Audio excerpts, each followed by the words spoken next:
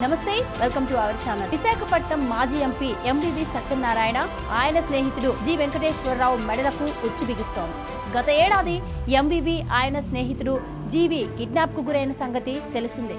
ఏకంగా ఒక ఎంపీ పదవిలో ఉన్న వ్యక్తి, అందులోనూ అధికార పార్టీకి చెందిన వ్యక్తి ఏకంగా కుటుంబంతో సహా కిడ్నాప్ కావడం సంచలనం రేపింది.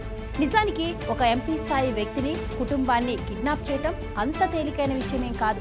కానీ ఎంవివి ఆయన భార్య, కొడుకు, స్నేహితుడు జీవి మాత్రం కిడ్నాప్ అయ్యారు.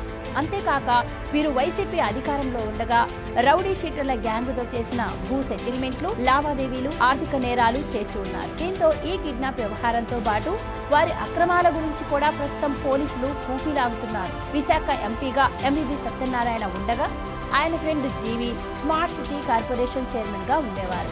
అయితే విశాఖలో పట్టపగలు ఎంవివి కుటుంబం కిడ్నాప్ జరిగింది. ఇది ఖచ్చితంగా ఆయన ప్లాన్ చేసుకున్న కుట్ర అనే అనుమానాలు కూడా బలంగా ఉన్నాయి.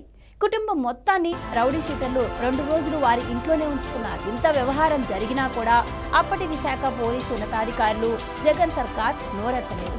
ఈ కేసులో హేమంత్ అనే వ్యక్తి అరెస్టు కాగా ఆయనకు ఎంవివికి సన్నిహిత సంబంధాలు ఉన్నాయని అంటారు. మరి తాజాగా ఈ కేసులో దర్యాప్తు వేగవంతమవుతోంది.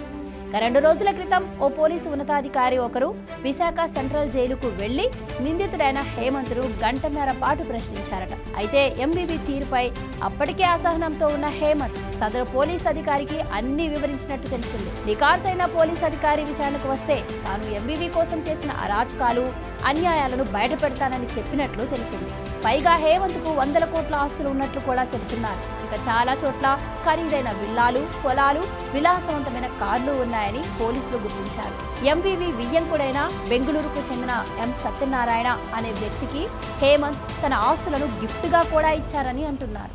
ఈ సంపద వెనుక అక్రమాలు, ఆర్థిక నేరాలు భారీగానే జరిగినట్టు పోలీసులు గుర్తించారు. మొత్తానికి ఎంవివి హేమంతుల మధ్య ఉన్న ఆర్థిక లావాదేవీల గుట్టు తేల్చడమే కాకుండా వారిని కటకటాల వెనక్కి నెట్టే పనిలో పోలీసులు ఉన్నట్టు తెలుస్తోంది.